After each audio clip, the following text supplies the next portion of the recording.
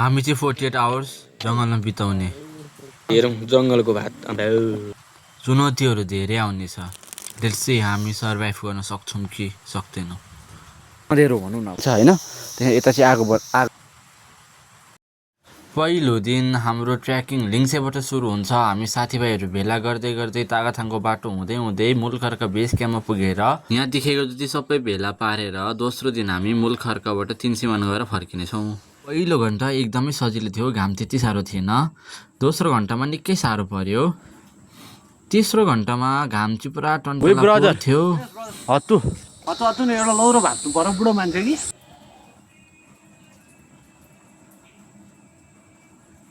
4 घन्टा भयो, निकै साह्रो पर्यो, हिँड्नु पनि नसक्ने भइएको थियो। सामानले उकालो हिँड्दा पनि थर र खुट्टा काम्ने। त्यो मुनिको चाहिँ लिङ्से हो। बस्दा पनि हुने, बस्दाखेरि के सोच्यो भन्दाखेरि ढिलो पनि पुगिने है।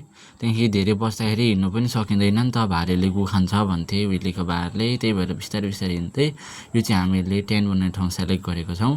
आएर बस्ने कुरा छैन, कोही के खुट्टी कोही केले के कोही केले आगो जोड्दै। यो चाहिँ हाम्रो फाइनल लुक हो। त्यहाँबाट चिया पानीहरू खायो हामीले। अनि घुम्न जानेहरू सबैजना घुम्न गयौँ। ठाउँ पनि राम्रो रहेछ हो, थुप्पी घारी नै घारी, टुरिस्टहरू पनि धेरै आउँदो रहेछन् हो। सबैजना शाहरुख खानको स्टाइल हान्ने अरे।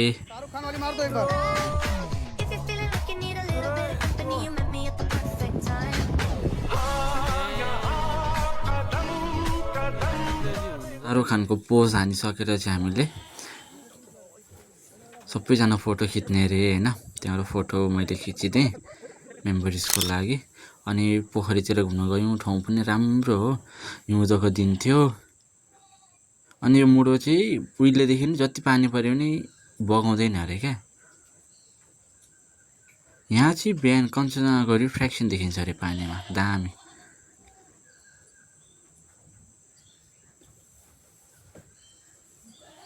अनि गफ गर्दै हामी क्याम्पतिर फर्किँदै गयौँ हो। सबै हत्तु भइरहेका थिए, गएर घप्ल्याक्क सुते। घाम अस्ताएपछि यस्तो हुन्छ भनेर चाहिँ मैले सोचेको पनि थिइनँ। जति घाम अस्ताउँदै गयो नि त्यति हामीलाई डर हुँदै गयो। जङ्गली भालु जङ्गली जनावर आउँछ नि त रात परेपछि होइन। हेरौँ जङ्गलको भात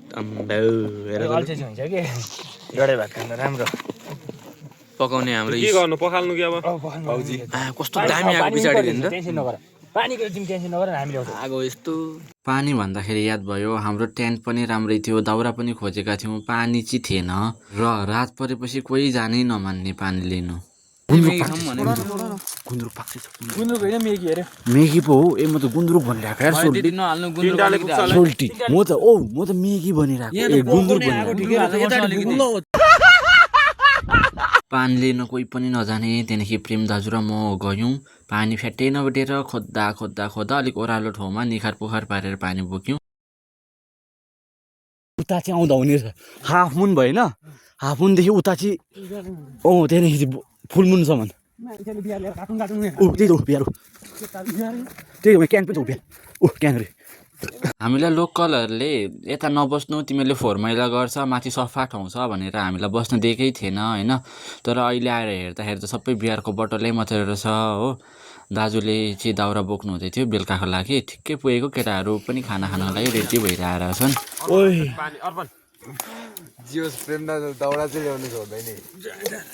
म चाहिँ त्यहाँ बस्छु।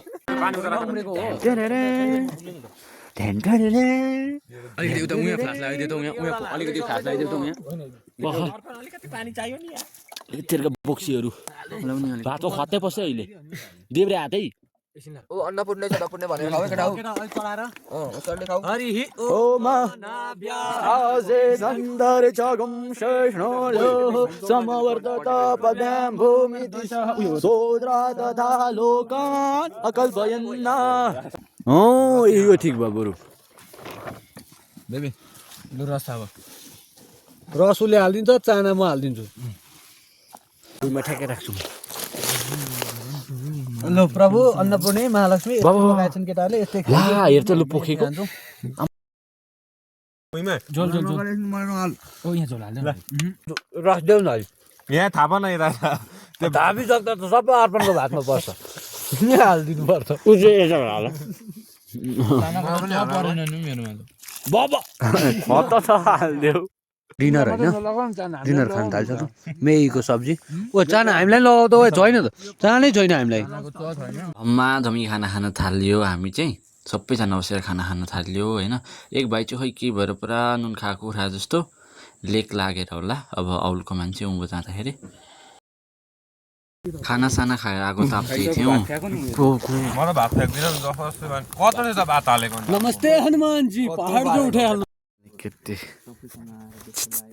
दिवस तपाईँ दामी हुँदैछ होइन टाइम 8-9 बज्न आँट्यो सिस्टम हिला दे यादव सरकार सिस्टम हिला दे प्रेम सरकार सिस्टम हिला दे नि काफ्ले सरकार आफूले पुरानोदेखि नै हेर्छ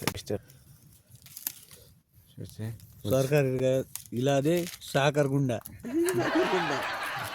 गुन्डालाई खेदाउनु पर्ने छ साँच्ची नै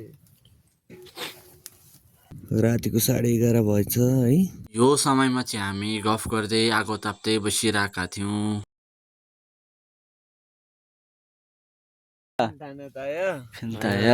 र यतिकै गफ गर्दा गर्दै निदाइ छ सबैजनालाई गुड नाइट पार्ट 2मा भेटौँला कमेन्ट पार्ट 2 हेर्नु मन छ भने